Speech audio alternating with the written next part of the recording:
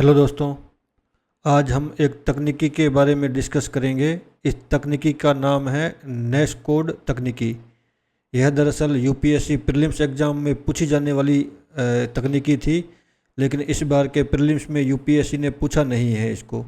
तो हो सकता है इस बार के मेंस में पूछे, और मेंस एग्ज़ाम में नहीं पूछेगी तो यह अगले प्रीलिम्स 2027 के प्रीलिम्स में ज़रूर पूछी जाने वाली तकनीकी है। और इस तकनीकी का प्रयोग हम साइंस एंड टेक के जो भी क्वेश्चंस मेंस में पूछे जाते हैं उसके अंदर इस्तेमाल कर सकते हैं। यहाँ से जो भी पॉइंट है या इस तकनीकी को एक एग्जाम्पल के रूप में हम मेंस एग्ज़ाम के अंदर इस्तेमाल कर सकते हैं। चलिए देखते हैं। तो यह तकनीकी दरअसल देखो, ये एक न्यूज़पेपर की कटिंग है। देखो, the times of India newspaper की एक कटिंग है। इस कटिंग में देखो, इस तकनीकी के बारे में थोड़ी सी बात की गई है। तो Saudi Arabia's scientist create Nescode, a cooling system that works without electricity even in extreme heat। देखो, ये तकनीकी सऊदी अरेबिया के वैज्ञानिकों ने विकसित की है। तो ये देखो, ये चित्र दिख रहा है आपको, यहाँ सोलर प्लेट्स लगी हुई है और ये है कोई नेस्कोड तकनीकी है। ठीक है, तो इसको मैं एक एक पॉइंट करके आपको बताता हूँ। इसके अंदर हम डिस्कस करेंगे। इसमें हम देखते हैं कि यह तकनीकी एक तो है क्या, यह तकनीकी क्या है। एक पॉइंट देखेंगे कि यह किस सिद्धांत पर काम करती है, और क्या देखेंगे, और देखेंगे कि यह किस प्रकार से काम करती है। तो इसकी कार्यप्रणाली को देखेंगे, और इसकी प्रासंगिकता है या नहीं। यह तो नहीं कि यह कहीं आउटडेटेड हो, यानी कि अभी इसका कोई इस्तेमाल ना हो सकता हो, ऐसी स्थितियां तो नहीं है कहीं। इसके अलावा इसके उपयोग देख लेंगे, और तकनीकी कितनी भी अच्छी क्यों न हो, उसके अंदर सीमाएं तो हमारे को मिल ही जाएगी। तो इसकी कुछ सीमाओं के बारे में भी बात करेंगे। तो यह 4 5 6 पॉइंट्स हैं। इन पॉइंट्स को बारी बारी से हम देखते हैं। तो सबसे पहले, यह तकनीकी क्या है। यह तकनीकी क्या है, इस तकनीकी को जानने के लिए देखो, इसका पूरा नाम देख लेते हैं। इसका जो फुल फॉर्म होगा, उस फुल फॉर्म में ही हमारे को इस तकनीकी के बारे में समझ में आ जाएगा। तो तकनीकी का नाम है नेस्कोड। अगर इसकी फुल फॉर्म देखेंगे तो यह हो जाएगी no electricity sustainable cooling on demand. Cooling on demand, इसको फुल फॉर्म करोगे तो मिल जाएगा ना। और अगर इसको हिंदी में लिखेंगे तो हिंदी में क्या हो जाएगा, हिंदी में हो जाएगा बिजली रहित, ये बिजली रहित और सतत, बिजली रहित सतत मांग आधारित शीतलन। हो जाएगा ऐसा ही। तो ये इसके बारे में हो जाएगा कि ये नेस्कोड तकनीकी का फुल फॉर्म हो गया। इसके अंदर बिजली रहित लिखा हुआ है, यानी कि हमें बिजली नहीं चाहिए होगी। सतत यानी लगातार ये है, जो डिमांड है उसको पूरा कर सकती है, इसलिए इसका नाम ऐसा रखा है नेस्कोड। तो यह दरअसल क्या करेगी, बिना बिजली के चलेगी और बिना कंप्रेसर के। तो इसमें बिजली की आवश्यकता बाहर से हमें नहीं पड़ेगी, बाहर से बिजली की ज़रूरत नहीं है। और एक कंप्रेसर होता है एसी में, आपको पता है कंप्रेसर है, इसकी ज़रूरत नहीं पड़ेगी। इसके अलावा एक गैस होती है रेफ्रिजरेंट गैस, जो फ्रिज वगैरह में डालनी होती है। एसी में एक विशेष प्रकार की गैस डाली जाती है, आपको पता ही है। तो वो रेफ्रिजरेंट गैस होती है, उसका भी इस्तेमाल इसके अंदर नहीं होता है।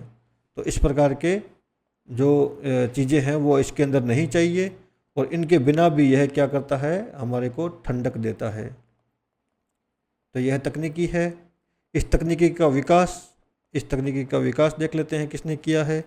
तो इस तकनीकी का विकास किया है King Abdullah university of science and technology. तो King Abdullah university of science and technology, इसकी फुल फॉर्म देखोगे तो ये बन जाएगी KAUST, यही बन जाएगी। तो इस यूनिवर्सिटी के वैज्ञानिकों ने इसका विकास किया है। यह यूनिवर्सिटी कहाँ की है, तो अभी हमने देखा था उसके अंदर न्यूज़पेपर की कटिंग के अंदर सऊदी अरेबिया। तो ये कहाँ की है? सऊदी अरब की है। तो यहाँ मैं लिख दूँ, तो यह यूनिवर्सिटी है सऊदी अरब की। यह इसके बारे में जो सामान्य जानकारी होगी कि यह क्या है। ठीक है, अब देखो कि यह किस सिद्धांत पे काम करती है। तो हम देखते हैं इसका सिद्धांत। तो ये किस सिद्धांत पे काम करती है यह देख लेते हैं। तो इसका सिद्धांत जिस पे यह काम करती है वह है ऊष्माशोषी अभिक्रिया या ऊष्माशोषी विलयन। तो ऊष्माशोषी विलयन, ऊष्माशोषी एक विलयन बनता है, वह ऊष्माशोषी है। आपको पता चल गया यहाँ पे कि यह ऊष्मा का अवशोषण कर लेगा। तो इसको अगर देखेंगे तो इसकी जो इंग्लिश नाम है वो क्या हो जाएगा? एंडोथर्मिक, एंडोथर्मिक डिसोल्यूशन, यह इसका इंग्लिश नाम हो जाएगा। ऊष्माशोषी विलयन से आप समझ गए हो कि इसके अंदर ऊष्मा का अवशोषण कर लिया जाता है। कैसे होता है? तो एक हमारे पास लवण है, लवण कह लो या केमिकल कह लो, यानी कि रसायन कह दो। तो यह रसायन कैसा है? इस रसायन का नाम है NH4NO3। इसको कहते हैं अमोनियम नाइट्रेट। तो यह है अमोनियम नाइट्रेट, अमोनियम नाइट्रेट आ गया। अब क्या करेंगे? इस लवण का इस्तेमाल करेंगे और इसको पानी के अंदर घोलेंगे। क्या करेंगे? NH4NO3 प्लस इसके अंदर मिलाएंगे जल, पानी के अंदर घोलेंगे। पानी के अंदर घोलेंगे तो ये घुलेगा, तो क्या करेगा? घुल जाएगा, विलयन बन जाएगा। तो इसको लिख देंगे विलयन बन जाएगा। विलयन बनने के साथ ही यह ऊष्मा का अवशोषण करेगा। तो क्या करेगा? ऊष्मा का अवशोषण करेगा। ऊष्मा का अवशोषण करेगा या फिर ठंडा हो जाएगा। एक तरह से ये मान लीजिए ना, ठंडक आ जाएगी, ये ठंडक आ जाएगी। तो आसपास के वातावरण से ऊष्मा का अवशोषण कर लेगा। ऊष्मा का अवशोषण कर लेगा तो फिर ये क्या लिख सकते हैं इसके बारे में? विलयन अपने आसपास के तापमान को कम कर देगा। विलयन अपने आसपास के तापमान को, आसपास के वातावरण से ऊष्मा का अवशोषण कर लेगा। वातावरण से ऊष्मा का अवशोषण कर लेगा। ऊष्मा का अवशोषण कर लेगा तो वातावरण ठंडा हो जाएगा। बस ये इसी सिद्धांत पे काम करता है। ये इतना सा सिद्धांत है इसका कि एक NH4NO3 यानी कि अमोनियम नाइट्रेट है, इसको जब जल में मिलाते हैं तो जल में मिलाएंगे तो यह विलयन बनेगा। विलयन बनेगा तो ये विलयन क्या होगा? ठंडा होगा, आसपास के वातावरण से ऊष्मा का अवशोषण करेगा। तो मान लीजिए यह एक कमरा है और यह एक बाहर कोई इलाका है जहाँ पे यह मशीन रखी हुई है। इस मशीन से हमने क्या किया? हमने भेजा, एक तो अमोनियम नाइट्रेट भेजा, अमोनियम नाइट्रेट के साथ में पानी भेजा और यहाँ ला करके हमने विलयन बनाया। दूसरे जो रास्ता है, दूसरी जो पाइप कोई होगी जिसके अंदर से हम इस विलयन को बाहर निकाल लेंगे। ठीक है। अच्छा, ये जो बिजली नहीं चाहिए इसका भी कंसेप्ट आगे आएगा कि यह कैसे काम करता है, उसमें देखेंगे। तो इसमें क्या करेंगे कि पहले तो ये विलयन बना, यहाँ आकर के इसने ऊष्मा का अवशोषण किया, कमरे का तापमान ठंडा हुआ। दूसरे पाइप से ये सारी की सारी जो इसके अंदर विलयन बना था इसको बाहर भेज दिया। अब यहाँ एक तरह से हमारे को विलयन मिल गया, किसका? अमोनियम नाइट्रेट प्लस जो पानी मिलाने से हमारे को जो विलयन मिला था वो है। अब इसमें क्या करेंगे? यहाँ से पड़ेगा सूर्य का प्रकाश, सूर्य के प्रकाश से मिलेगी इसको गर्मी, गर्मी मिलने से पानी भाप बन के उड़ जाएगा, पीछे बच जाएगा हमारे पास केवल लवण। ठीक है। और ये बंद अभिक्रिया हो रही है तो पानी को उड़ने नहीं देंगे, पानी का भी वापस क्या करेंगे? उसको इकट्ठा कर लेंगे दूसरे बर्तन में, जो बर्तन पहले से पानी के लिए इस्तेमाल हो रहा है उसके अंदर इस्तेमाल कर लेंगे। तो वापस जब यहाँ से पानी और यहाँ से फिर वापस से लवण भेजेंगे तो वापस यहाँ जा कर के वापस ये एक तरह से ऊष्माशोषी अभिक्रिया करेगा। तो यह कंटिन्यूस प्रोसेस चलता रहेगा। तो इसकी देखते हैं हम अब कार्यप्रणाली। तो दूसरा पॉइंट आ जाएगा कार्यप्रणाली। जो मैंने ये बताया है इसको हम पूरा लिख लेंगे, इसकी कार्यप्रणाली। कार्यप्रणाली में पहला पॉइंट हो जाएगा, या फिर पहला पॉइंट लिखिए चरण 1। चरण 1 में क्या होगा, अंदर वाली चीज़ें होगी। अंदर वाली चीज़ों में क्या होगा कि पहले तो होगा अमोनियम नाइट्रेट NH4NO3 होगा, यह पानी के साथ मिलेगा तो यह क्या बनाएगा, एक घोल बनाएगा या फिर एक विलयन बनाएगा। यह विलयन क्या करेगा, यह विलयन करेगा ऊष्मा का अवशोषण। तो यह करेगा ऊष्मा का अवशोषण। ऊष्मा का अवशोषण करने के बाद इससे क्या होगा, वातावरण ठंडा। यह वातावरण ठंडा कर दिया एक तरह से एसी के समान। जिस तरह से एसी वातावरण को ठंडा कर देती है वैसे ये ठंडा कर देगा। अब देखिए चरण 2, तो मैं लिखता हूँ यहाँ पे चरण ये 2। दूसरे चरण में क्या होगा, दूसरे चरण में दरअसल होगा कि यह जो गोल है, इस गोल को हमने बाहर निकाल लिया। बाहर निकाल करके इसको लेके जाएंगे सूर्य के प्रकाश के नीचे। तो सूर्य के प्रकाश से इसको मिलेगी ऊष्मा। सूर्य के प्रकाश से ऊष्मा मिलेगी तो यह क्या होगा, यह एक तो लवण होगा NH4NO3 अमोनियम नाइट्रेट प्लस जल, यह अलग अलग हो जाएगा। तो यह अलग हो जाएगा। देखो इसके अंदर अभी तक इलेक्ट्रिसिटी नहीं लगी ना। अब देखो जो इस विलयन को बनाने में, वापस ले जाने में पंप करने की चीज़ें होगी वो सूर्य के प्रकाश से या सौर ऊर्जा से हो जाएगी। एसी है, एसी के लिए बड़ा सोलर कोई एनर्जी वाला चीज़ चाहिए क्योंकि ये ज़्यादा बिजली खाता है ना। एसी के अंदर जो कंप्रेसर होता है वो बहुत ज़्यादा बिजली खाता है। यहाँ पे बिजली खाने जैसी कोई चीज़ है नहीं। दरअसल एक सिंपल जैसे एक डीसी पंखा चलता है, डीसी का यानी कि डायरेक्ट करंट का, उतनी सी एनर्जी चाहिए और वो एनर्जी हमारे को किससे मिल जाएगी, सौर ऊर्जा से। तो सौर ऊर्जा के लिए हम सोलर जो पैनल आते हैं, सोलर पैनल, उस सोलर पैनल का इस्तेमाल कर सकते हैं। तो ये 2 चरणों में हमारे को कूलिंग मिल गई। अब इसकी प्रासंगिकता क्या है, यूपीएससी का जो एग्ज़ाम होता है उसमें तो प्रासंगिकता इंपॉर्टेंट है। प्रासंगिकता का मतलब समझ गए कि कहीं ये आउटडेटेड टेक्नोलॉजी तो नहीं है, क्या इसका यूज आधुनिक हम कर सकते हैं या नहीं कर सकते हैं। अगर आधुनिक चीज़ों में कर सकते हैं तो यह किस प्रकार उपयोगी हो सकती है। तो जब भी किसी प्रासंगिकता का प्रश्न आए तो हमेशा याद रखना, इसको एक ट्राइंगल में तोड़ लो। ट्राइंगल में तोड़ लिया, इस ट्राइंगल के अंदर एक पॉइंट पे लिखिए अर्थव्यवस्था। देखो ये एग्ज़ाम में नहीं करो तो कोई बात नहीं, लेकिन एक बार दिमाग के अंदर सेट कर लो कि किसी भी चीज़ के बारे में पूछा जाए तो उसको अर्थव्यवस्था, एक होगा यहाँ पर हमारा पर्यावरण, और एक चीज़ यहाँ पे लिखिए समाज, सोसाइटी। तो इकोनॉमी और इकोलॉजी या एनवायरनमेंट, इकोलॉजी नहीं, इकोनॉमी, एनवायरनमेंट और सोसाइटी, इन 3 पक्षों में जोड़ करके देख लो कि यहाँ पे लाभ हो रहा है या नहीं। इन तीनों में लाभ हो रहा है तो ये जो तकनीकी होगी या कोई भी चीज़ होगी वह हमारे समाज के लिए या हमारे लिए लाभदायक है, नहीं तो नहीं। तो इसमें क्या क्या लाभ हो सकते हैं या फिर प्रासंगिकता क्या है। एक तो ये बिजली की डिमांड कम करेगा, तो बिजली की मांग कम करेगा। ठीक है, बिजली की मांग कम करेगा तो बिजली का खर्च कम हो जाएगा, तो बिजली खर्च कम हो जाएगा, लोगों का पैसों की बचत होनी शुरू हो जाएगी। ठीक है। दूसरा, यह एक तरह से पर्यावरण अनुकूल है। पर्यावरण अनुकूल कैसे है, क्योंकि इसके अंदर जो CO2 उत्सर्जन है वह भी नहीं हो रहा है। CO2 उत्सर्जन नहीं हो रहा, ना तो बिजली खर्च कर रहे हैं। अगर किसी चीज़ को चलाने के लिए बिजली इस्तेमाल हो रही है तो बिजली जहाँ बन रही है वहाँ पर तो CO2 उत्सर्जन हो ही रहा होगा।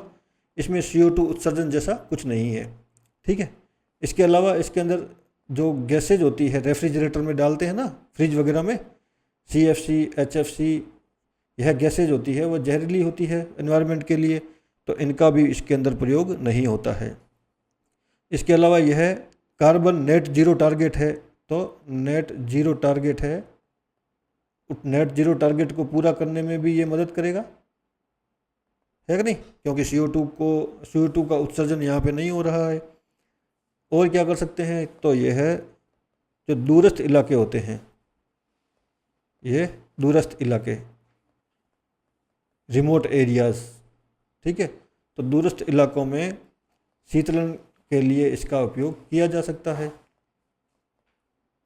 शीतलन में इसका प्रयोग, दूरस्थ इलाकों में बिजली पहुंचाना मुश्किल होता है तो वहाँ पर हम शीतलन के लिए इसका प्रयोग कर सकते हैं। दूसरा, एक तरह से यह चक्रीय रूप से काम कर रहा है, यानी कि हमें जो कुछ एक्स्ट्रा नहीं डालना है यहाँ पे, यानी कि मेंटेनेंस कॉस्ट इसकी नहीं है। तो क्या लिख रहा था, हाँ मेंटेनेंस कॉस्ट, ये हिंदी में लिखने के चक्कर में मेंटेनेंस कॉस्ट इसकी बिल्कुल जीरो के आसपास है, इसकी मेंटेनेंस कॉस्ट नहीं है।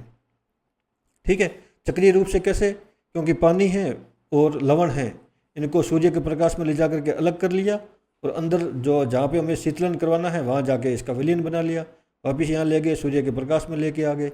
इस तरह से ये चक्रीय रूप से काम करता रहेगा, इसके अंदर कोई एक्स्ट्रा जरूरत नहीं पड़ेगी अपने को। तो यूपीएससी के लिए इम्पोर्टेंट क्या है कि इसके उपयोग हमें पता हो कि इसके उपयोग क्या किए जा सकते हैं। अनुप्रयोग या उपयोग को कुछ भी कह लो। तो अनुप्रयोगों पर यूपीएससी प्रीलिम्स में भी क्वेश्चन पूछ सकता है, मेंस में भी क्वेश्चन पूछ सकता है। हालांकि जिस तरह से पैटर्न चल रहा है तो प्रीलिम्स मेंस इंटरव्यू में भी पूछा जा सकता है, कोई भरोसा नहीं है। तो इसके अनुप्रयोगों में पहला देखिए, एक तो मैंने ऊपर बता ही दिया, ग्रामीण और दूरस्थ इलाकों में शीतलन के लिए, दूरस्थ इलाकों में शीतलन के लिए इसका प्रयोग किया जा सकता है, जहाँ पे हम बिजली नहीं पहुँचा सकते। हर जगह तो बिजली नहीं पहुँचा सकते, तो इसका प्रयोग हम कर सकते हैं। दूसरा, कुछ आपदा प्रभावित क्षेत्र होते हैं, जैसे जहाँ किसी इलाके में अगर आपदा आ जाती है तो वहाँ बिजली जो है वो परमानेंटली वहाँ नहीं पहुँचाई जा सकती। तो ऐसे इलाकों में हमारे को अगर शीतलन चाहिए, शीतलन कहाँ चाहिए होगा, कुछ राहत शिविरों में। अगर राहत शिविर बनाया है, वहाँ पे मरीजों को रखेंगे या घायलों को रखेंगे, तो राहत शिविरों में हमारे को शीतलन की ज़रूरत पड़ेगी, तो राहत शिविरों में इसका प्रयोग किया जा सकता है। और क्या प्रयोग हो सकते हैं इसका, और हो सकता है दवाइयों के लिए प्रशीतक के रूप में, दवाइयों के लिए प्रशीतक के रूप में इस्तेमाल किया जा सकता है। अब प्रशीतक के रूप में इस्तेमाल हो रहा है तो फिर किसानों को क्यों पीछे छोड़े। तो किसानों के पास क्या होता है, फल होती है, सब्जियां होती है, और क्या होगा, फल सब्जियां दूध वगैरह जो भी हो गया, जिनको भी शीतलन की आवश्यकता होती है, उन सबको हमने क्या कर दिया, शीत गृहों के निर्माण करके इनको वहाँ रख दिया, तो यह जल्दी ख़राब नहीं होंगे। तो एक तरह से जो अपशिष्ट है वो कम हो जाएगा। अपशिष्ट नहीं कहेंगे उसको, क्या कहते हैं, बर्बादी। तो खाद्य बर्बादी कम हो जाएगी, खाद्य बर्बादी कम हो जाएगी। तो किसानों के लिए भी लाभ हो गया इसका। अब और भी कुछ फ़ायदे होंगे तो आप याद कीजिए, इन तीनों का प्रयोग कीजिए। देखो कहाँ पे मैंने आपको बताया था, अर्थव्यवस्था के लिए कैसे लाभदायक हो सकता है, पर्यावरण के लिए कैसे लाभदायक हो सकता है, समाज के लिए कैसे लाभदायक हो सकता है। इन तीनों के स्तर पे सोच करके आप इसके पॉइंट एक दो और निकाल लो अपने हिसाब से। जैसे मैं अब कहूँगा कि बिजली पे खर्च कम, तो एक तरह से अर्थव्यवस्था में लाभ होगा ही, क्योंकि जैसे कोई कंपनी होगी मान लिया, या फिर कोई उद्योग है, उसके अंदर अगर बिजली का खर्च कम होता है तो उसको लाभ प्राप्त होगा। इस तरह से और आप 2-3 लाभ निकाल सकते हो समाज के लिए भी, और बाकी जो 3 चीज़ें बता रखी है इकोनॉमी और एनवायरनमेंट के लिए भी। इतनी अच्छी तकनीकी होते हुए भी इसकी कुछ सीमाएं तो होगी ही। तो इसकी क्या सीमाएं हो सकती है, उन सीमाओं को देख लो। तो इसकी सीमाएं हैं, जैसे अभी यह एक तरह से प्रायोगिक स्तर पर है, तो प्रायोगिक स्तर पर है, अभी इसका इतना डेवलपमेंट नहीं हुआ है। डेवलपमेंट होगा तो पता चलेगा कि कहीं ऐसा तो नहीं होगा कि NH4NO3 अमोनियम नाइट्रेट है, यह कहीं नुकसानदायक ना हो। तो प्रायोगिक स्तर पर है, इसके प्रभाव अभी देखने को मिलेंगे, तो पता चलेगा कि किस तरह से यह उस सिस्टम पर प्रभाव डालता है, फिर सिस्टम नया डेवलप होगा।